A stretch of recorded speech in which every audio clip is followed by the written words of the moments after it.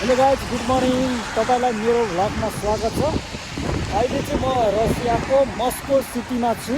आजदेखि चाहिँ यहाँ फेरि हिउँ परेर विन्टर स्टार्ट भएको छ है त गाइज। ल समर स्टार्ट हुनुपर्ने अवस्थामा विन्टर स्टार्ट भएर आज चाहिँ पुरै यसरी हिउँ पुरै बर्सिरहेका छन्।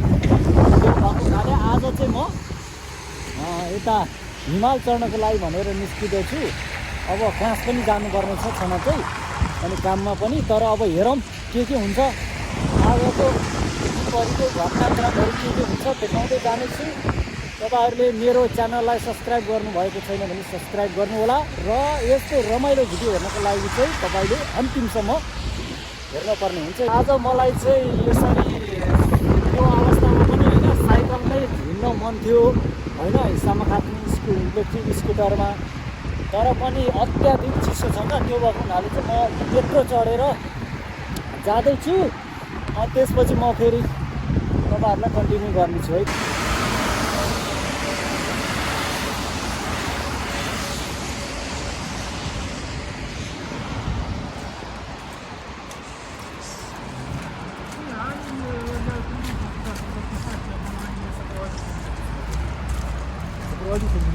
यसरी हिउँ धोपी हिउँ परेछ। अब कहिलेसम्म पर्ने हो थाहा छैन।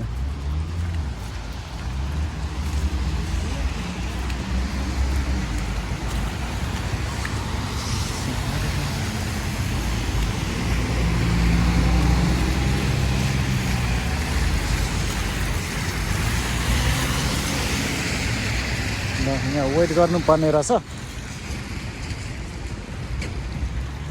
खुल्यो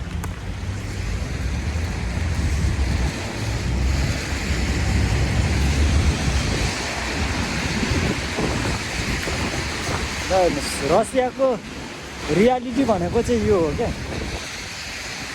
अब यहाँ 12 महिनामा लगभग 9 महिना 8 महिना त फुल्ली हिउँ पर्छ छ।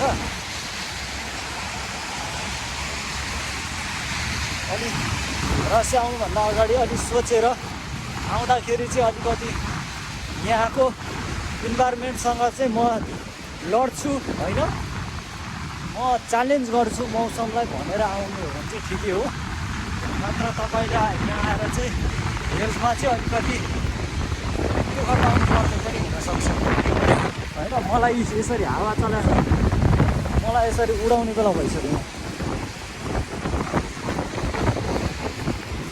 चिसो त्यत्तिकै छन्। ल अवस्था नाजुक छ हो।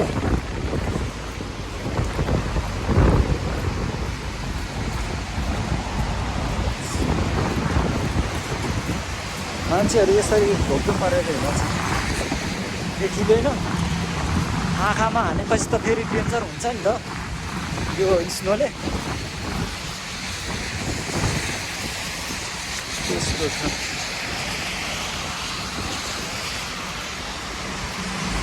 अब हामीलाई त यहाँ रसियामा हामीलाई त यो रसिया बस्दा म लगभग 3.5 वर्ष हुन लागिसक्यो। 3 वर्ष फुल भइसक्यो। अब हामीलाई त यो बानी परिसक्यो क्या, यो रसियामा यो हिउँ पर्छन् यस्तै हुन्छन् भनेर। अन्त हामीलाई चाहिँ त्यस्तो खासै केही लाग्दैन। तर पनि यसपालि चाहिँ विन्टर आज के भन्छ अरे, अहिले त अप्रिल 27 आज 27 हो नि त। अप्रिल 27 मा त हिउँ नपर्नुपर्ने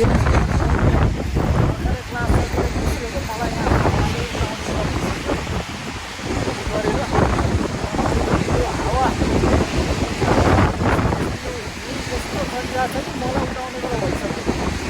अब म चाहिँ यहाँबाट डाइरेक्ट काममा निस्किँदैछु। अब हेरौँ म साइकलमा जान्छु होला। लेट पनि भइसक्यो। यति चिसो छ नि आज त। घरमा मजाले सुतिरहँ जस्तो अवस्था छ। तर के गाह्रो छ विदेशमा। काम गर्नु पऱ्यो, क्लास जानु पऱ्यो। मस्कोमा बस्दा चाहिँ यो घाम भन्ने चिज चाहिँ नदेखिने रहेछ। ल वर्षमा 1 महिना पनि घाम देख्न पाउँदैन।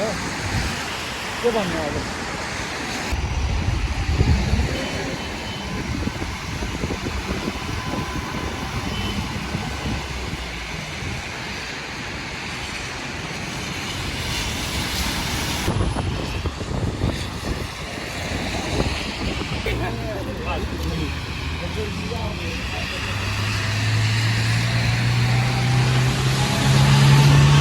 म चाहिँ अहिले काममा पुगेको छैन, लेफ्ट राइट हिँड्दैछु।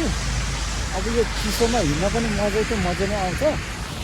यसरी यतातिर नि हिँडिरहेका छन् मान्छेहरू मजाले होइन। यसरी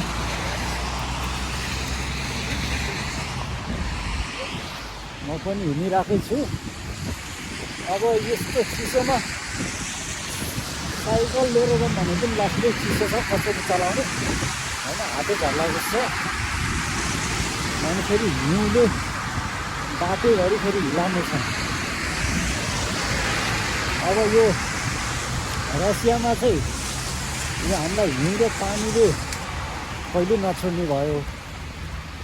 जस्तो कि नेपालमा बालेन सरकारले यो हुकुमवासीहरूलाई नछोडेको जस्तै पुरै यहाँ चाहिँ हामीलाई नछोड्ने भयो यो हिउँ र पानीले। अब यो रसिया धेरै विकसित हुने देश हो होइन, विकसित पहिले भइसकेको, तर पनि यहाँ यति विकसित छ। 8, 9, 10 महिना हिउँ पर्दा पनि अब 2-3 महिना मात्रै हो यहाँ कन्स्ट्रक्सनको काम हुने होइन, बाहिर मेन्टेनेन्सहरूको काम हुने। त्यो हुँदा पनि रसिया यति विकसित छ। मलाई हिजोअस्तिदेखि नै नेपालबाट धेरै साथीहरूले म्यासेज गरिरहनु भएको थियो, टिकटकमा पनि, त्यसपछि गएर यो फेसबुकहरूमा पनि धेरै चाहिँ टिकटकमा मलाई म्यासेज गरेर हुन्छन्। अब रसिया आउनु पऱ्यो दाइ, काम के हो कसो हो, स्टुडेन्टको लागि कस्तो छ, लाइफ के छ भनेर सोधिरहेको हुन्थ्यो। अब यहाँ चाहिँ गाह्रो चाहिँ एकदमै धेरै गाह्रो।